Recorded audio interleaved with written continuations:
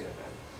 Se dieron una serie de irregularidades, desacato al cumplimiento de órdenes emanadas de un tribunal competente o de un poder del Estado. Como por ejemplo que el Tribunal Superior Electoral es el único facultado. Exactamente, que es el único facultado a convocar a plebiscitos o a consultas de tipo político, órdenes judiciales que fueron desacatadas. Se fue provocando una confrontación ideológico-política en el país, que condujo a los lamentables hechos que nunca debieron de suceder. ¿Por qué?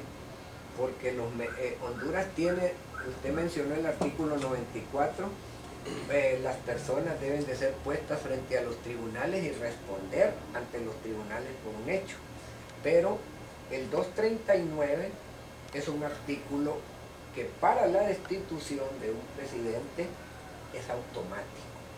Si usted lee el artículo y lo tiene a mano, encontrará que dice: hay dos sistemas políticos de juicio político en el mundo. Lo que se llama el juicio político de iure y el juicio político de facto. El juicio político de iure lo tienen otros países, como por ejemplo Estados Unidos o Brasil. No sé si usted tiene en su memoria algún recuerdo de lo que se llamaba el juicio político que siguieron en Brasil contra el presidente Collor de Mello. Recuerdo el nombre. El Collor de Mello fue llevado a juicio político y destituido. Y Brasil tiene un procedimiento de juicio político de iure. Y al presidente lo cancelaron. Estados Unidos también tiene un sistema político de juicio de iure. Honduras tiene el sistema del juicio político de facto, que cuando un presidente violenta la Constitución o las leyes o el sistema de gobierno y la separación de poderes, usted lee ahí, mire lo que dice.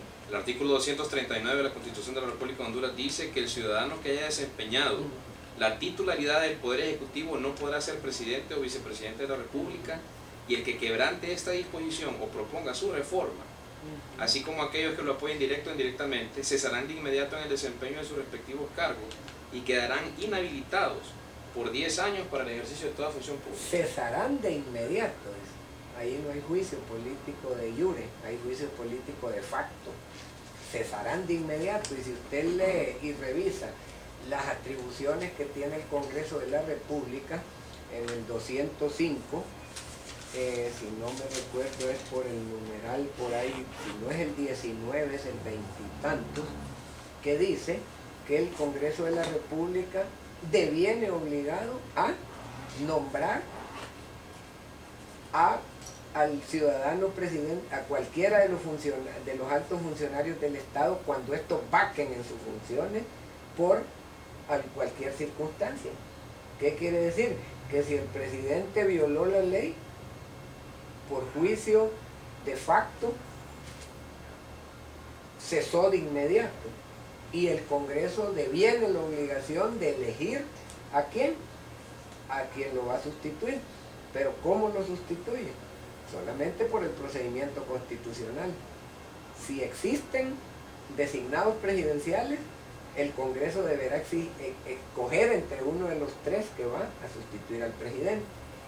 Si no hay designados presidenciales, el Congreso deberá escoger al sustituto que recae en el presidente del Congreso de la República. Si no hay presidente del Congreso, recae en la Corte Suprema de Justicia. Si después de todas estas circunstancias no se resolviese, entonces el Consejo de Ministros, presidido por el ¿cómo se llama? Por el ministro de Gobernación y Justicia, deberá convocar a elecciones para poder resolver el conflicto.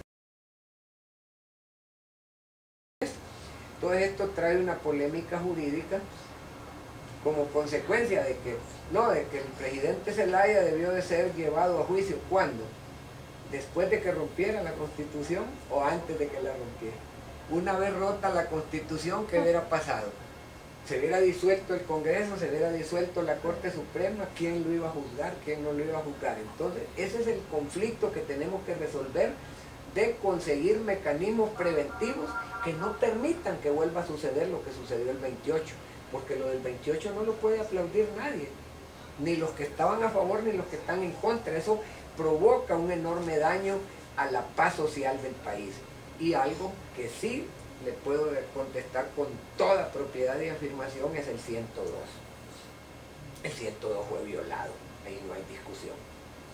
Y no fue violado porque el señor Zelaya fuera o no presidente de puesto o presidente, no, es porque es hondureño.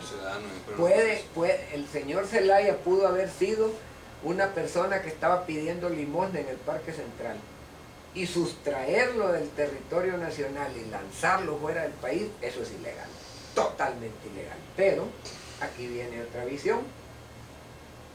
La ilegalidad de lanzarlo fuera del país es una situación jurídica aparte de la otra. ¿Por qué? Porque las dos son situaciones que se conectan, sí, pero separadas. Abogado, categóricamente, ¿hay seguridad jurídica en el país? Hay en ciertos, ¿cómo decirle? De forma relativa. ¿Relativa? Sí. ¿Y a quién favorece? ¿Favorece al más pudiente o favorece sí, al más necesitado? Es que miren, normalmente los sistemas políticos y los sistemas jurídicos obedecen a los sectores que dominan una sociedad. El problema acá no es que no haya un sector dominante, sino que hayan reglas adecuadas para que ese sector no abuse de los otros, aunque sean mayoría o sean minorías. Tiene que haber mecanismos de justicia. En Estados Unidos hay leyes y las leyes se manejan por sectores poderosos también, pero se manejan y se respetan. El problema es que los sectores poderosos manipulen. En Cuba hay leyes. ¿Y cuál es el problema en Cuba? Que las manipulan los sectores poderosos que controlan el poder desde la dictadura socialista. Entonces, si si estuviéramos en Cuba no podríamos estar haciendo este conversatorio, porque si alguien oye que estamos hablando de algo que perjudica al gobierno y es un riesgo para la seguridad social y económica del Estado, nos castigan. Si damos una opinión en contra, y aquí no sucede igual, ¿verdad?